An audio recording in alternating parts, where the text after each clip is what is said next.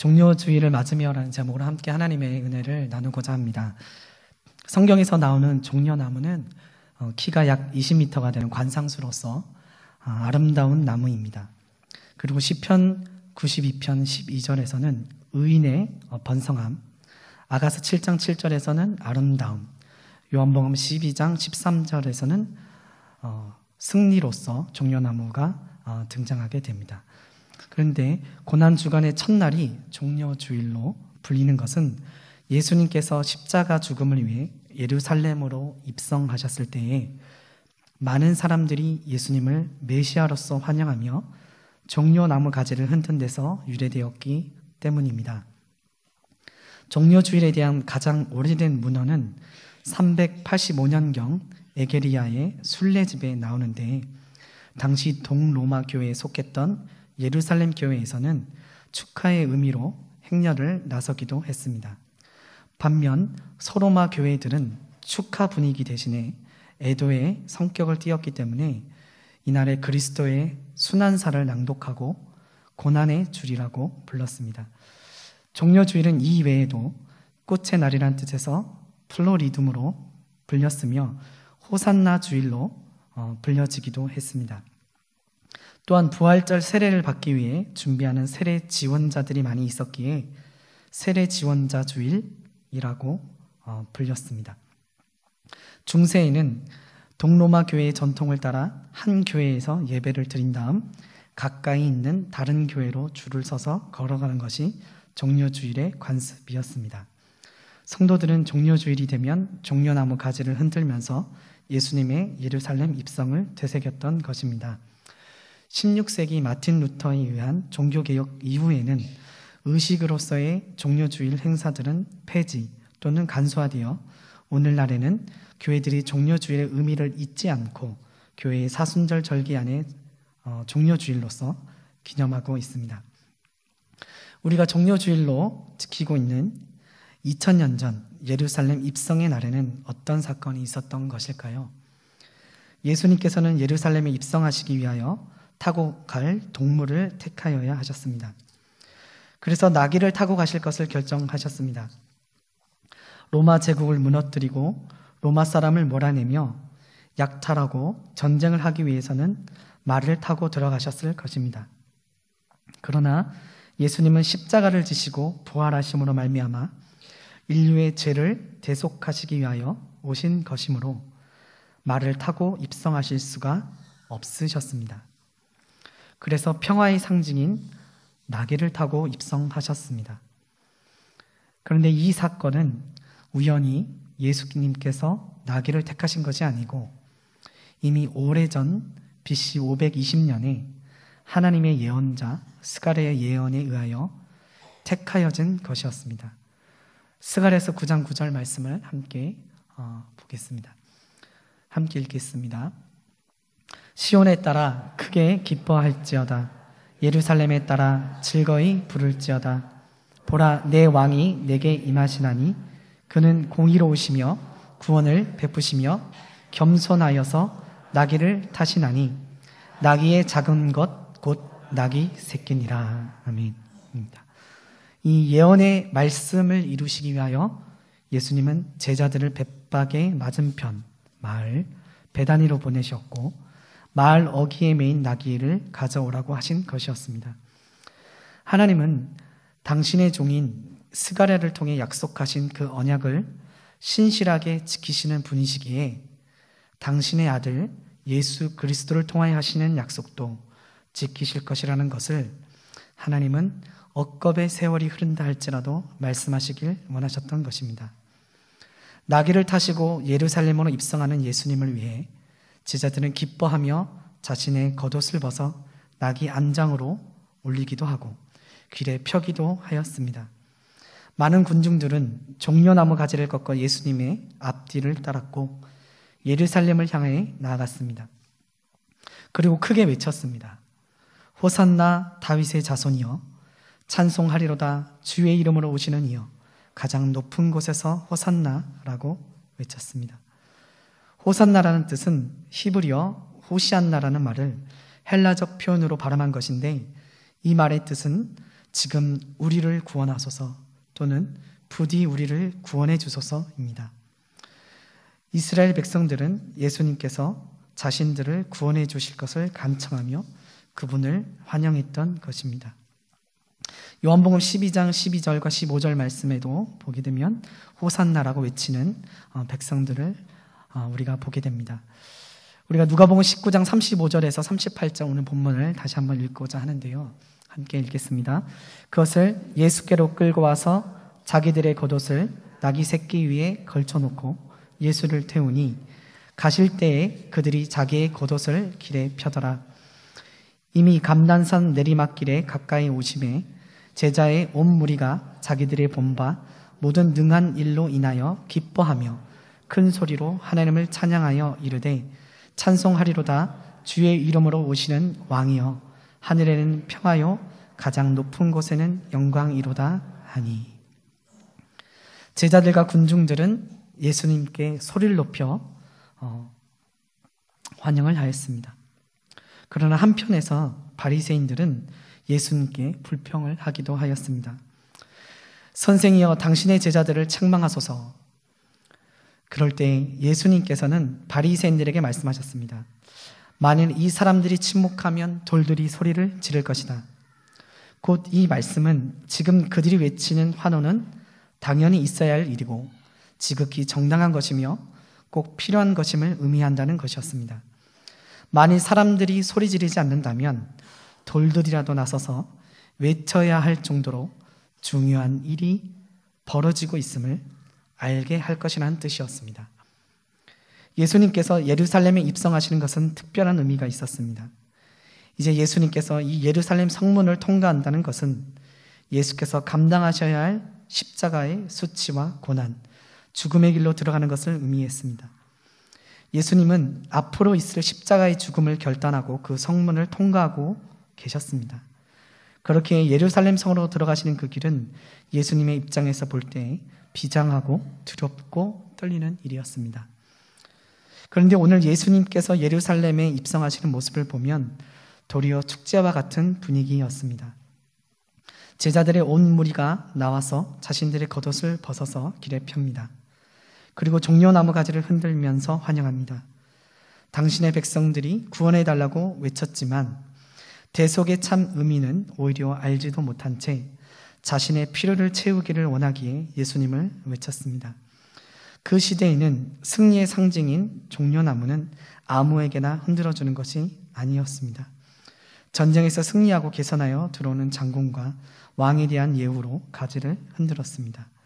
즉 주님이 예루살렘에 입성하실 때 이렇게 해야 한다고 지시하지는 않았으나 백성들 스스로 예수님을 왕으로서 예우를 했던 것이었습니다.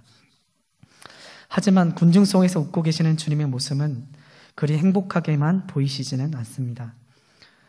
그렇게라도 주님을 환영하는 백성들을 반겨주시는 주님의 그 웃음이 너무나 황송하고 감사할 뿐입니다. 같은 길을 가지만 생각은 서로 다릅니다. 동상이몽입니다. 예수님은 자기 생명을 구속의 제물로 주시기 위해 올라가고 있습니다. 그런데 제자들은 명예와 부의 한 자리를 차지하기 위해서 올라가고 있었습니다. 그렇다고 해서 예수님께서 제자들에게 십자가 죽음을 말씀하시지 않으신 것은 아니었습니다. 마가복음 10장 33절과 34절 말씀을 함께 읽겠습니다. 보라, 우리가 예루살렘에 올라가노니 인자가 대제사장들과 서기관들에게 넘기오매 저희가 죽이기로 결단하고 이방인들에게 넘겨주겠고 그들은 능욕하며 침뱉으며 채찍질하고 죽일 것이니 저는 3일 만에 살아나리라 하시니라. 이렇게 예수님께서 이미 제자들에게 예루살렘 입성하시기 이전에 말씀해 주셨음에도 불구하고 제자들의 마음에는 이 예수님의 말씀이 자리 잡고 있지 못했었습니다. 왜냐하면 예루살렘에서 얻게 될 영광을 생각하느라 그들의 마음은 바쁘고 분주했기 때문입니다. 그렇기에 제자들도 백성들도 주님의 진짜 마음을 알지 못했고 진짜 사랑을 알지 못했습니다. 그리고 그들의 기대와 다르게 로마에 저항하시지 않는 예수님의 모습을 보게 되었을 때는 그 격렬했던 환호의 감격이 다 식기에는 너무나 모자랐던 그 짧은 5일 만에 환호했던 그들의 입술은 예수님을 비난하고 조롱하고 저주하는 입술로 바뀌게 되었습니다. 그리고 종려나무를 들었던 그들의 손은 예수를 십자가에 못 박으라고 손가락질하는 손으로 바뀌게 되었습니다. 종려주의를 맞는 우리도 만일 여전히 자신의 인간적인 욕심을 채우려고만 예수님을 찾고 환영하다가는 결국은 종려나무 가지를 들고 호산나를 외치며 자신의 겉옷을 바닥에 깔았으나 예수님을 팔아먹는 어리석은 사람이 될지도 모르는 것입니다. 네덜란드의 화가 렘브란트의 그림이 있습니다. 방송실에서는 그 사진을 보여주시면 감사하겠습니다. 렘브란트는 십자가에 달리신 예수님과 그분을 둘러서 있는 군중을 그렸었습니다. 그런데 그 군중에는 그 당시 예수님 시대와는 전혀 다르고 어울리지 않는 옷차림의 한 사람을 그려 넣었습니다. 바로 화가 그 자신의 얼굴을 그린 것이었습니다. 예수님의 십자가 사건을 바라보다가 렘브란트는 예수님을 못 박았던 회중 중에 한 사람이 바로 자신이었음을 깨달았던 것입니다. 오늘 우리는 예루살렘을 입성하시는 예수님과 그런 예수님께 환호하는 백성들을 성경 본문을 통해 바라보면서 그 백성 중에 한 사람이 바로 나임을 깨달아야 하지 않을까요? 내가 예수님을 못 박았습니다라는 CCM 찬양이 있습니다. 이 찬양의 가사가 참 은혜가 되는데요. 주일마다 저희 대예배 시간에 아침에 이렇게 부르는 찬양을 함께 부르면서 많은 은혜를 받았습니다. 제가 한번 불러보겠는데 잘 못 부르는데 한번 불러보겠습니다. 예수 음도 죄도 없는 당신이 깊이 감춰둔 내 죄로 인하여 하나님의 어린 양 속죄의 제물 되어 저주받은 나무에 달리셨네. 내가 예수를 당신을 부인했습니다. 내가 예수를 당신을 못 박았습니다. 당신이 행하신 일 모든 약속을 다 잊고 십자가에 예수를 매달았네. 내가 예수를 당신을 부인했습니다. 내가 예수를 당신을 못 박았습니다. 나의 모든 죄를 지고 아버지께 인도하시는 내가 예수를 못 박았습니다.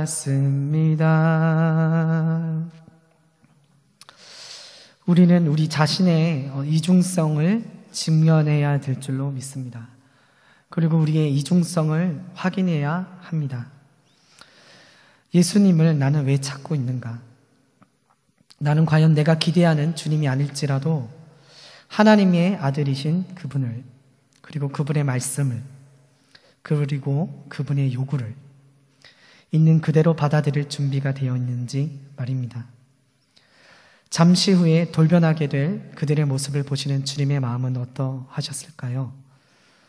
종기그릇 같은 저희들의 인격으로는 감히 가늠하기조차 힘들 정도의 아픔을 느끼셨을 것입니다.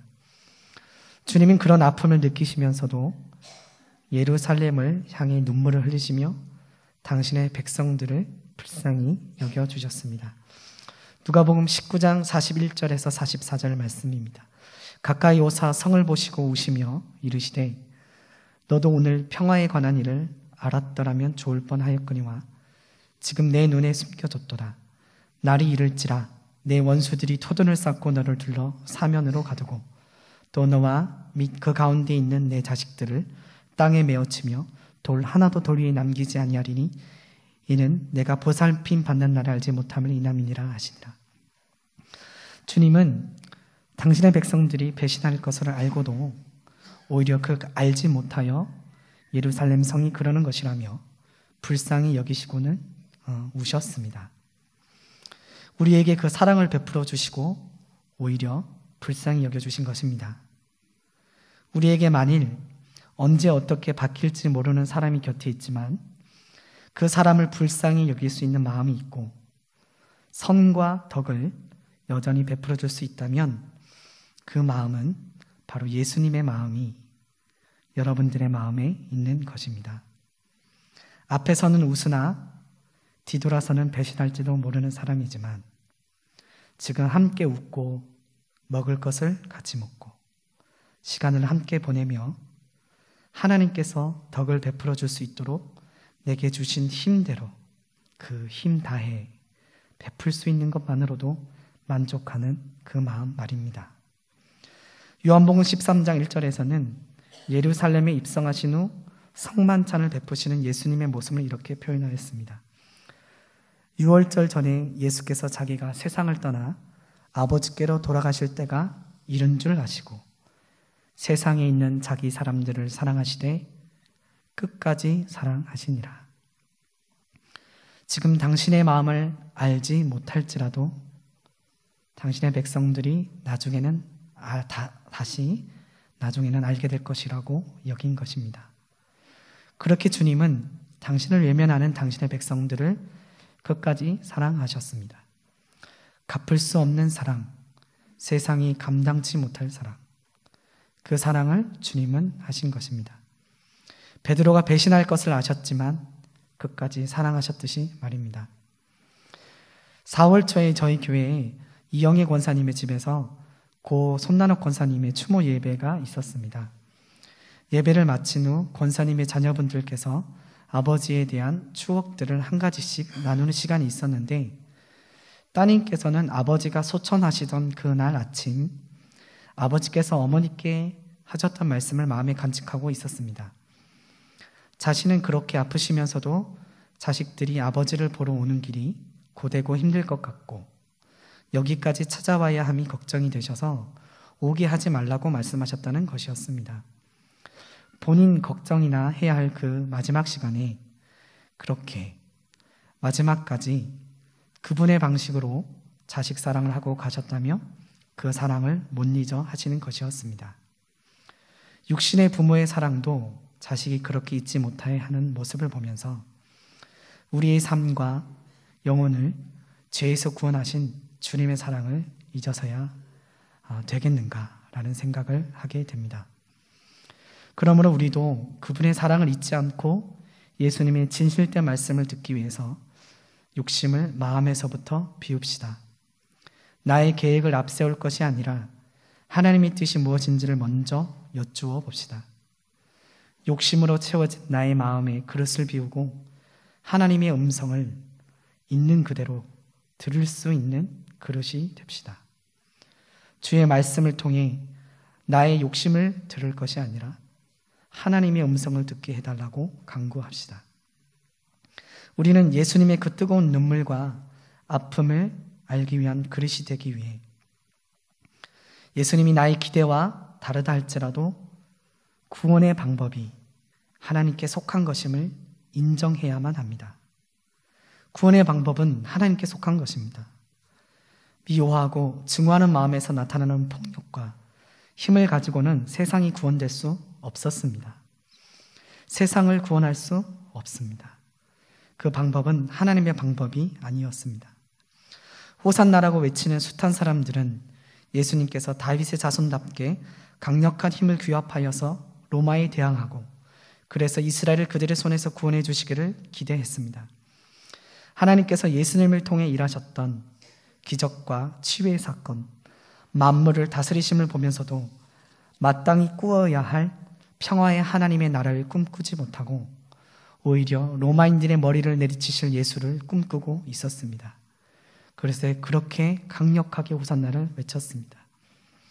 그런데 예수님은 초라하고 서투른 나귀를 타고 오시면서 온몸으로 말씀하셨습니다. 겸손과 평화, 십자가와 대속이 인류를 향한 사랑의 마음이라는 것을 말입니다. 겸손한 모습으로 순종하며 죽어갈 때에 다른 이들을 살릴 수 있고 구원할 수 있다는 것을 말입니다. A.W. 헌터는 이렇게 말했습니다. 선을 악으로 갚는 것은 사탄의 방법이다. 선을 선으로 갚는 것은 사람의 방법이다. 그러나 악을 선으로 갚는 것은 하나님의 방법이다. 나의 방법과 기대와 다른 초라한 예수님이라 할지라도 그분을 끝까지 따라갑시다. 2000년 전에 외쳤던 호산나의 외침을 지금도 외치며 다시 오실 재림하실 주님을 기다립시다. 이제 말씀을 마치려 합니다. 안수집사의 주간 헌신 예배를 드리며 특별히 안수집사님들은 저희 교회 기둥들이시고 가을에 황금 들판에 곡식이 익어가듯 신앙도 무르익어 가고 계신 분들이십니다. 각 기관에서 중요직의 역할을 수행하며 그리스도의 십자가를 감당하시는 분들이십니다. 주님으로부터 많은 사랑과 훈련들을 받고 계시고 받으신 분들이십니다. 그러니 이제는 종료주의를 맞이하며 주님의 마음을 헤아려 드릴 수 있고 주님의 아픔이 있는 곳에서 주님의 벗이 되어 드릴 수 있는 중직이 되어 주시기를 부탁드립니다. 주님이 진정 원하시는 자리에서 호산나를 외치며 주님의 오실 길을 예비하며 재림의 주를 향해 환호와 함성을 올려드릴 수 있기를 간절히 소망합니다. 이런 저와 여러분 되기를 소망합니다.